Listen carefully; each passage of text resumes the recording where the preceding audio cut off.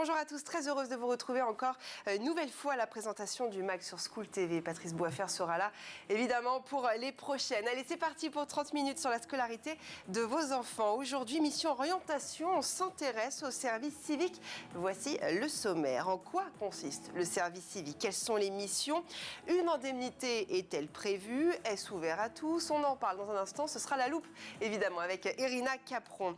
Le service civique s'adresse à qui? À des jeunes en quête de sens ou en décrochage scolaire? Le service civique permet-il de trouver sa voie? Nous en parlerons dans un instant avec nos invités. Et puis enfin, quel est l'avenir de ce service civique? Faut-il le rendre obligatoire? Faut-il le renforcer? Un débat a agité la sphère politique, notamment après les attentats terroristes qui ont touché la France il y a quelques années. Nous y reviendrons avec nos invités. Avec nous, justement, nos invités en vidéo. Béatrice Engrand, présidente de l'Agence du service civique, est avec nous. Bonjour Béatrice.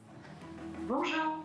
Merci d'être avec nous. Et puis avec vous également, Imen Kézanne, volontaire en service civique au Collège Gabriel Péri à Besançon. Bonjour, bienvenue, merci. Bonjour. On en parle avec vous évidemment du service civique. C'est dans un instant, mais c'est juste après la loupe avec Irina.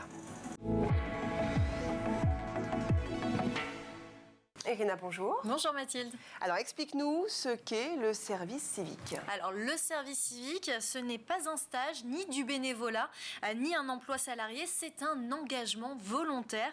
Alors vous pouvez effectuer votre service civique en France ou à l'étranger, dans le secteur public ou associatif, d'une durée de 6 à 12 mois. Le service civique est ouvert à tous les jeunes de 16 à 25 ans jusqu'à 30 ans si vous êtes en situation de handicap et vous n'avez pas besoin d'avoir de diplôme, ni de qualification ou d'expérience. Seule la motivation et le savoir-être comptent. Alors 11 000 organismes sont engagés avec le service civique dans 10 domaines comme la culture et les loisirs, le développement international et les actions humanitaires, l'éducation pour tous, l'environnement ou encore le sport. Il existe plus de 29 000 missions en ligne, donc chacun peut trouver une organisation ou une action qui lui correspond. Depuis quand ça existe ? Alors, le service civique a été créé par la loi du 10 mars 2010. Il est régi par le Code du service national, par l'article L.120-1. Je cite, « Le service civique a pour objet de renforcer la cohésion nationale et la mixité sociale et offre à toute personne volontaire l'opportunité de servir les valeurs de la République et de s'engager en faveur d'un projet collectif en effectuant une mission d'intérêt général auprès d'une personne morale agréée. » Est-ce que les volontaires bénéficient d'une indemnité ? Alors, il faut savoir que le service civique est un statut spécifique. Alors, oui, pendant toute la durée de votre engagement, vous toucherez une indemnité mensuelle. Alors, depuis le 1er juillet 2022, l'indemnité a été revalorisée de 3,5% et est donc passée de 580,62 centimes à 600,94 € net tous les mois. L'indemnité est prise en charge par l'État à hauteur de 489,59 € et l'organisme d'accueil ajoute 111,35 €. Quels sont les horaires de ces missions? Alors, si vous êtes mineur, la durée hebdomadaire maximale des missions est limitée à 35 heures, réparties au maximum sur 5 jours. Si vous êtes majeur, il ne peut pas dépasser les 48 heures et il est interdit de travailler plus de 6 jours consécutifs et vous bénéficiez également d'un jour de repos par semaine au minimum. Bon, alors quels sont les autres droits et avantages, Irina? Alors, le volontaire a le droit à 2 jours de congé par mois, 3 si vous êtes mineur. Vous serez également affilié au régime général de la sécurité sociale pendant toute la durée de votre service civique. Vous aurez 2 formations obligatoires, une formation civique et citoyenne et une formation aux gestes de premier secours et vous serez accompagné tout au long de votre mission par un tuteur qui vous aidera sur votre projet d'avenir. Merci beaucoup Irina, on passe à l'expression orale. Avec nous donc en Skype, Béatrice Engrand, je le rappelle, présidente de l'Agence du service civique est avec nous. Vous avez été nommée par Emmanuel Macron, présidente de l'Agence du service civique, c'était en mars 2019. On vient de le voir avec Irina, mais expliquez-nous ce qu'apporte réellement le service civique aux jeunes Français. Oui, bonjour à vous. Irina a parfaitement montré les bénéfices du service civique sur le parcours des volontaires. D'abord, le service civique, c'est un parcours sécurisant puisque pendant quelques mois, on va s'engager sur des thématiques qui passionnent les jeunes. Ensuite, on va être indemnisé, on sera accompagné par un tuteur et ce tuteur a la charge, la responsabilité d'accompagner le jeune sur l'après-service civique, ce qu'on appelle le projet d'avenir. Donc, les bénéfices, ils sont immédiats et puis ils sont aussi à moyen et long terme, puisque pendant le service civique, on va apprendre à évoluer dans un collectif, à prendre des initiatives. On va découvrir aussi des environnements qui peuvent devenir des domaines de travail pour l'avenir. Donc, depuis 13 ans, vous avez rappelé la date de création du service civique. Cette politique publique a fait ses preuves. Elle draine derrière elle un réseau de plus de 650 000 jeunes, 10 500 associations. Et moi, je crois que le service civique, il a vraiment un impact sur la société, puisque je vous dis, plus de 650 000 jeunes, ça a forcément un impact sur la société, sur l'évolution des associations, qui sont la majorité des organismes d'accueil. Donc, je crois qu'il faut absolument continuer à le renforcer. On voit bien, les études montrent bien que le service civique fonctionne aussi comme un outil de remédiation pour des jeunes qui s'interrogent sur leur avenir, sur leur orientation. Il fonctionne aussi comme un outil de reprise de confiance en soi. On le voit sur des publics fragiles, par exemple, comme des décrocheurs. On a un projet pilote aussi en direction des réfugiés, où grâce au service civique, pendant 8 mois, parfois, ça va ils peuvent rester 10 mois en mission. Bon, ils vont pleinement prendre conscience de ce qu'est la France, la citoyenneté française, l'apprentissage du français. Donc, on voit bien sur tout type de public, l'impact est considérable. Et la force du service civique, c'est que on va vous faire confiance. Il n'y a pas de conditions de compétences ou de diplôme pour rentrer en service civique. Il faut juste être motivé et fiable.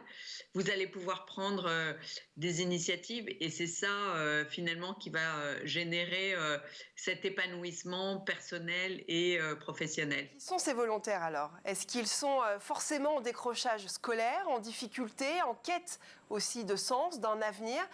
Qui sont-ils? Alors, le portrait robot d'un volontaire en service civique, c'est plutôt une femme, 61%. La moyenne d'âge, c'est 21 ans. 17% des volontaires sont issus de la politique des quartiers de la politique de la ville. 30% viennent de la ruralité. 7% sont des décrocheurs et en moyenne, voilà, et 30% sont des étudiants. Donc, en fait, les volontaires en service civique sont le reflet même de la population française. Ils sont le reflet de la moyenne des jeunes, même si, bien sûr, nous avons des projets pilotes pour des publics spécifiques, mais vraiment, en général, voilà, c'est un jeune qui ressemble à un jeune Français ou une jeune Française et qui a envie de donner du temps pour des causes. Vous avez rappelé les 10 domaines, hein, donc ils ont envie de donner du temps pour aider des personnes en situation de handicap, pour lutter contre le réchauffement climatique, pour aller rendre visite à des personnes âgées. Et c'est vrai qu'il y a ce sentiment d'utilité. Ils ont envie d'être utiles aux autres et de trouver un sens en étant utiles aux autres, être utiles à eux-mêmes. On va y revenir dans un instant avec notre invité également, Imen Kezane. Mais avant, j'aimerais qu'on regarde un extrait de cette campagne pour le service civique. C'est là que j'ai vu qu'on pouvait trouver sa voie. C'est là qu'en gagnant sa confiance, j'ai gagné en assurance. C'est là que je me suis tournée vers les autres, tout en restant fidèle à moi-même. C'est là que l'aider à avancer m'a fait grandir. C'est là que j'ai donné plus de sens à mon action. C'est là que ma place est devenue décisive.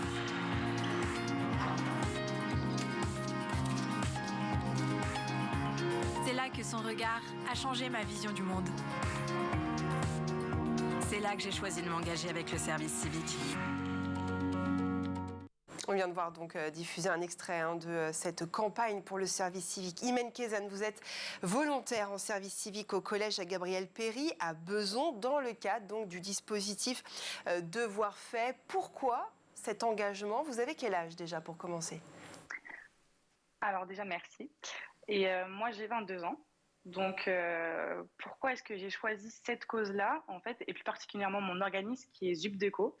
Alors, étant étudiante et bénévole aussi à côté, j'ai décidé d'être dans ce dispositif parce que la cause était vraiment très intéressante, qui consistait donc avec le motif, avec Devoir fait, qui a pour but d'éviter les inégalités entre les élèves et notamment dans les quartiers défavorisés, c'est-à-dire qu'on pense aux élèves qui, chez eux, n'ont peut-être pas la possibilité d'avoir des aides pour travailler, pour faire leurs devoirs ou même avoir ne serait-ce que les moyens de payer une professeure particulière.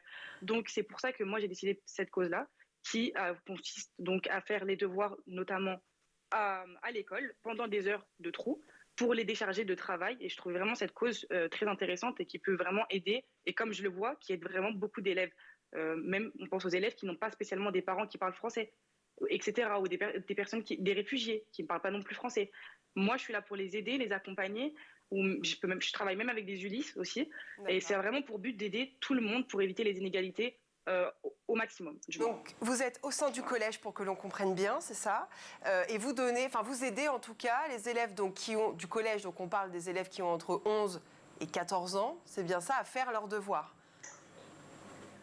Alors, même plus que ça, je dirais, parce que je les aide même à faire des méthodologies, ou parfois je les aide ne serait-ce qu'à faire des fiches de révision, à s'organiser. En fait, c'est vraiment toutes les clés pour que l'élève s'en sorte et fasse ses devoirs, ne serait-ce que la méthodologie pour réussir dans sa scolarité.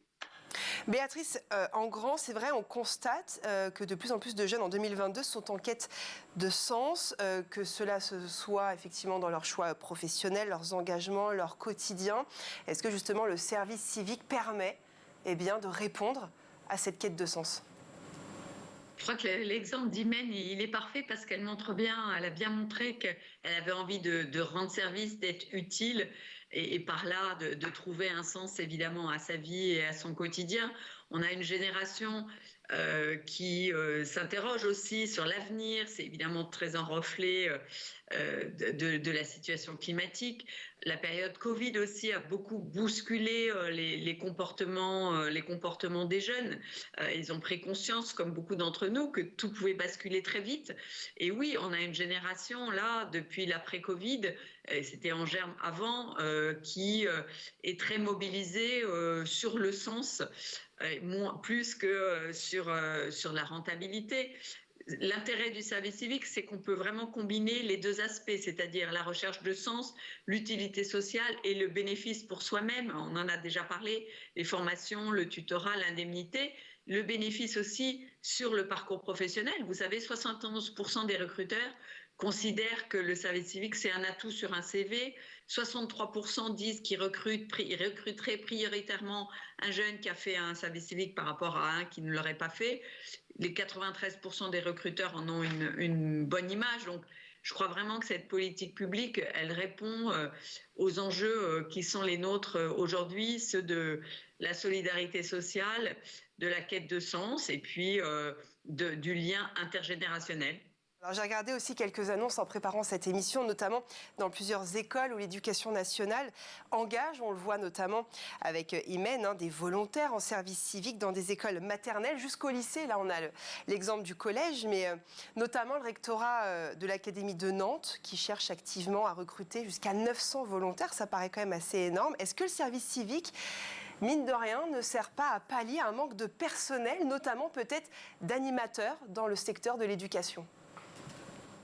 Alors, Irina a rappelé avec beaucoup de pertinence que le service civique, ce n'est ni un emploi, ni un job, ni un stage, ni un bénévolat d'ailleurs. C'est vraiment un statut spécifique. Les jeunes ne sont jamais indispensables au fonctionnement de l'association, du service public de l'État ou d'un service d'une collectivité territoriale. Ils apportent une valeur ajoutée, un supplément d'âme.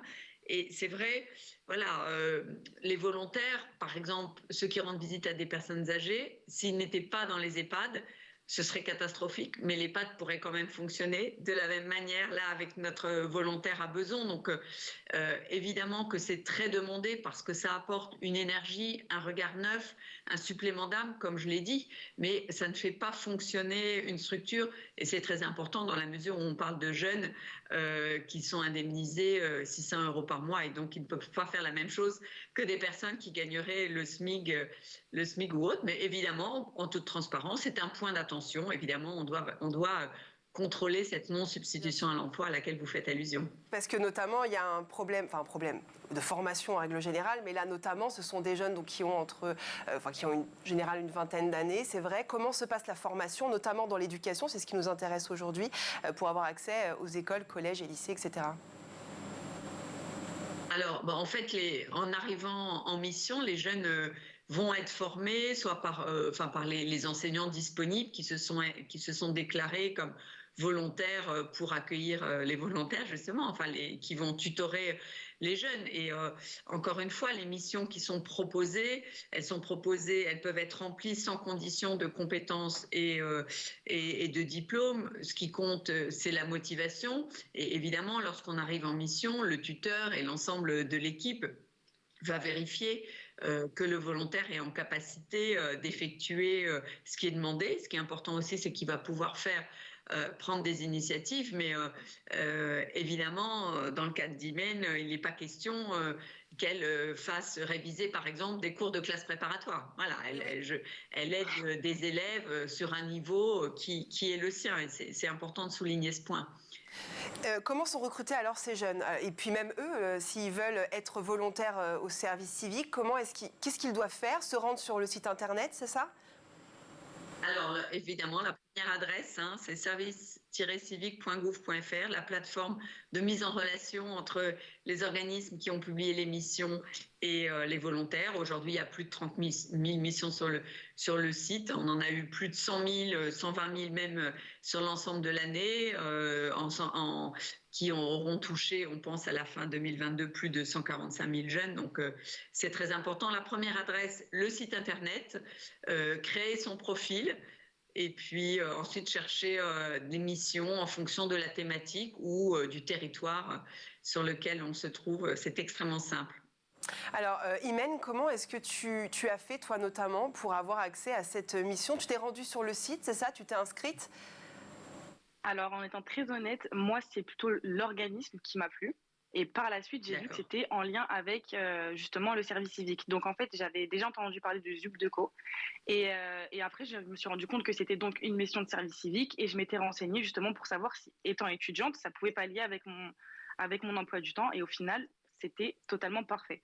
Et franchement, donc c'était plutôt par l'organisme que j'ai trouvé le service civique et pas l'inverse. Voilà. Irina nous parlait il y a un instant de la rémunération qui est de 600 € net. 600 €, 600, voilà, 600, exactement, euros net par mois.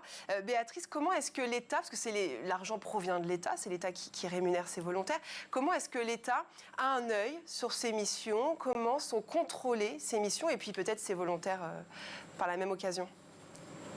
Oui, alors donc les volontaires sont indemnisés 600 € par mois, dont une petite partie, 111 €, est financée par l'organisme d'accueil. Et bien sûr, c'est l'agence du service civique qui est l'opérateur de l'État en charge du déploiement et du contrôle du service civique qui contrôle les missions. À peu près, on a plus de 10% des organismes qui sont contrôlés, c'est très important. On fait des contrôles sur site, des contrôles sur pièce. Alors à la fois, bien sûr, les équipes de l'agence et puis ensuite sur le terrain par les services déconcentrés de l'État. C'est un travail que nous faisons avec beaucoup d'assiduité. Et puis ça, c'est un contrôle en aval. Et puis en amont, l'ADM, la raison d'être même de l'agence, c'est d'instruire les demandes des organismes qui veulent accueillir des volontaires. Et donc, en amont, évidemment, nous vérifions bien que la demande est conforme aux principes fondamentaux du service civique. On vérifie que l'organisme va recruter des volontaires, non pas justement pour remplacer des salariés, mais pour enrichir ses missions. On vérifie que les formations sont bien prévues, que les tuteurs sont au rendez-vous, que les tuteurs ont été formés. Donc, il y a tout ce travail d'instruction précise en amont et bien sûr en aval, des contrôles sur pièce et sur place, parfois aussi des retraits d'agrément. Vous savez, le service civique, c'est pour beaucoup de jeunes leur premier apprentissage de la citoyenneté. Donc il faut que ça se passe bien, parce que s'ils sont déçus, c'est tout ce lien entre la nation et la jeunesse qui est fragilisé. Donc évidemment que nous ayons des missions qui garantissent une expérience transformatrice pour les jeunes, c'est absolument central. Mais vous savez, 91% des volontaires se déclarent satisfaits. Donc c'est vraiment une politique publique qui est 3 fois gagnante pour les jeunes, pour les organismes d'accueil, pour l'ensemble de la société, avec un taux de satisfaction très important, même s'il faut toujours être vigilant, comme vous m'invitez à l'être. Effectivement. Et alors, il faut aussi préciser une chose importante, hein, le service civique est ouvert à tous, même aux personnes porteurs de handicap. Jusqu'à où le service civique est inclusif? Et est-ce que c'est une force aujourd'hui pour le service civique? Alors évidemment, aujourd'hui, c'est malheureusement seulement 1,8% des volontaires qui sont en situation de handicap. On a toute une feuille de route pour permettre à plus de jeunes en situation de handicap d'entrer en service civique. Ça suppose d'abord de rassurer les parents, d'informer tout l'environnement médico-social que cette possibilité pour ces jeunes de faire un service civique existe. L'information est encore insuffisante. Il faut qu'on fasse mieux vivre aussi notre partenariat, par exemple avec l'AGEFIP, hein, qui finance pour les associations l'aménagement des postes de service civique. Donc ça, c'est le pas supplémentaire qu'on doit faire. Mais on sait que pour ces jeunes porteurs de handicap, on a quelques études, l'expérience de service civique, elle est absolument fantastique, parce que ça leur donne accès à des activités, mais aussi à tout un environnement auquel ils n'avaient pas eu accès jusqu'à maintenant. Donc évidemment qu'il faut rendre le service civique toujours plus accessible. Quand je vous parle de 1,8% des volontaires, c'est ceux qui se déclarent porteurs de handicap, c'est-à-dire ceux qui bénéficient de la dérogation au-delà de 25 ans. Donc il se peut aussi qu'on ait des jeunes qui ont un handicap non visible ou non déclaré, qui sont en service civique mais qui ne figurent pas dans nos statistiques. On a une question. Oui, Béatrice Engrand, est-ce que ces personnes en situation de handicap peuvent également effectuer leur mission à l'étranger? Ils peuvent, absolument. Et ils peuvent, il faut trouver la bonne organisation, mais ils y sont absolument autorisés et même encouragés, absolument. Concernant les missions... Quand on parle de handicap, les handicaps sont concernés. Donc peut-être que pour un handicap moteur, c'est un peu plus difficile, mais pour d'autres, ça n'exclut absolument pas une mission à l'international, bien sûr. Et justement, concernant les missions à l'étranger, les démarches sont-elles pareilles? Qui prend en charge le voyage et le lieu d'habitation? Alors malheureusement, je répondrai d'abord par le point un peu négatif, c'est que pour les missions à l'étranger, il n'y a pas d'aide supplémentaire pour le logement et le voyage. En revanche, l'organisme qui accueille sur place, dans la majorité des cas, est en soutien évidemment du jeune pour l'aider à s'installer. Il y a d'autres programmes que porte l'Agence du service civique qui proposent des aides au logement, qui sont des programmes de mobilité, qui proposent donc des aides au logement et au voyage. C'est le Corps européen de solidarité et le programme Erasmus+ Jeunesse, qui est un des volets du programme Erasmus dont la marque est bien connue. Et voilà, l'Agence du service civique, comme opérateur de l'État, pilote l'ensemble de ces programmes, pour les uns sur les fonds européens, pour les autres sur les fonds de l'État. Il peut y avoir, ça et là, dans les régions, des aides aussi au voyage pour les services civiques à l'international. Il y a des régions qui sont assez en pointe pour ça, mais ce n'est pas encore généralisé sur le territoire national.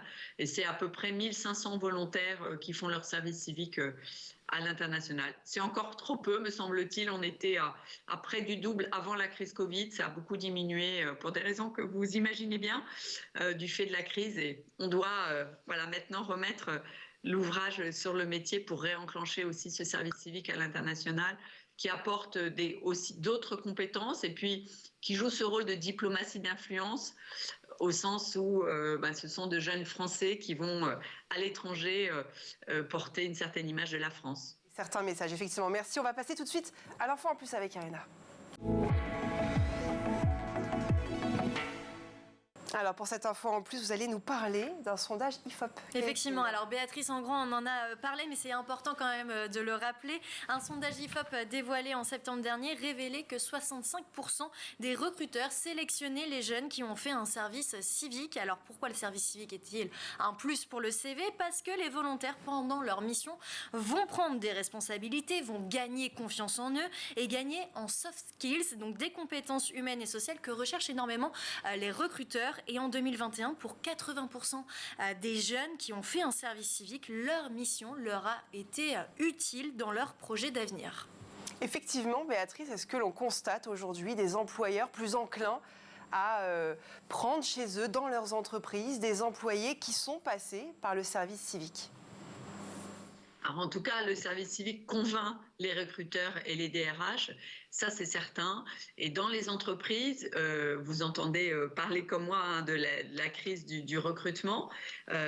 Effectivement, les entreprises cherchent des jeunes formés, motivés. Ils cherchent aussi des jeunes en quête de sens qui vont faire vivre justement une forme d'idéal dans leur entreprise, parce que cette quête de sens, on a dit qu'elle concerne les jeunes, mais elle concerne en fait l'ensemble de la société. Et pour une entreprise, on dit beaucoup, oui, le service civique, c'est utile pour le parcours professionnel du jeune. Oui, mais un jeune en service civique, c'est aussi un jeune formidable dans une entreprise parce qu'il va faire rayonner des valeurs qui sont de plus en plus attendues par le collectif de l'entreprise. Donc je crois que pour les deux parties, c'est très important. Et ces compétences, ce que disent les entreprises, c'est qu'en fait, les compétences techniques, elles peuvent les fournir à leurs salariés, aux jeunes qu'elles embauchent, par des sessions de formation. En revanche, ce dont elles ont absolument besoin, c'est ces fameuses soft skills, compétences sociales. Et le plus souvent, un volontaire qui a fait une mission de service civique, un jeune qui a fait une mission de service civique, il apporte ces compétences-là, cette capacité d'adaptation, capacité à prendre des initiatives, mais aussi cette conscience aussi que la société est diverse. Et dans le monde du travail, on rencontre plein de gens qu'on n'a pas forcément rencontrés dans son environnement géographique ou dans sa formation professionnelle, parce qu'on est dans des milieux où on se ressemble tous un peu. Et dans le service civique, comme il y a cet enjeu de mixité sociale très fort, on acquiert des compétences, capacité à évoluer dans un milieu divers, et ces compétences, on peut les transférer ensuite dans le monde du travail. C'est pas donné, cette capacité à transférer les compétences acquises en service civique dans le monde du travail, et c'est bien là aussi le rôle du tuteur, grâce à ce qu'on appelle l'accompagnement au projet d'avenir, d'aider le volontaire finalement à se projeter dans un autre environnement et à transférer ses compétences et son expérience pour l'avenir dans un autre environnement. Kézanne, vous avez l'impression aujourd'hui que votre expérience dans le service civique vous sert peut-être pour trouver un emploi ou dans la vie de tous les jours? Et en quoi cela vous sert-il? J'ai pas entendu la question. En quoi aujourd'hui, Imen, le service civique vous sert peut-être dans l'avenir pour trouver un emploi ou dans votre vie quotidienne? Et justement, je trouve que en plus de la confiance en soi, on apprend vraiment à être très très très autonome et surtout à prendre des décisions comme si c'était notre métier. En fait, ça nous sensibilise, mais aussi ça nous apporte beaucoup de compétences, que ça soit vraiment la confiance en soi. On ne se rend pas compte, mais quand on est étudiant et qu'on n'a pas eu spécialement la possibilité d'avoir plusieurs jobs, on se dit que c'est horrible et que ça doit être super dur. Mais en fait, quand on est dans ce monde-là et qu'on trouve aussi un autre monde, moi je suis dans l'éducation actuellement, mais par exemple je fais des études de commerce, donc ça n'a rien à voir en soi, mais avoir le pied dans ces deux milieux, ça m'en apprend plus et ça m'aide, entre guillemets, à me découvrir aussi. Et découvrir que je peux m'organiser toute seule, que je peux prendre des initiatives toute seule, et que c'est plus rassurant en se disant que si je fais ça, je peux tout faire. En fait, c'est vraiment une confiance en soi qui se développe. C'est vraiment utile, vraiment, pour le coup. Tout est positif donc dans le service civique. Merci beaucoup Imen Kézanne, volontaire, je le rappelle, au service civique au collège Gabriel Péri à Besançon. Merci également à Béatrice Engrand, présidente de l'agence du service civique, d'avoir répondu à toutes nos questions et d'avoir été très claire et concise. Merci beaucoup pour ces précisions. Et merci à Irina d'avoir été, comme d'habitude, parfaite avec nous. On se retrouve très vite. La prochaine, ce sera Patrice qui sera à ma place, Patrice Boisfer, qui sera de retour à la tête du MAG sur School TV. À plus.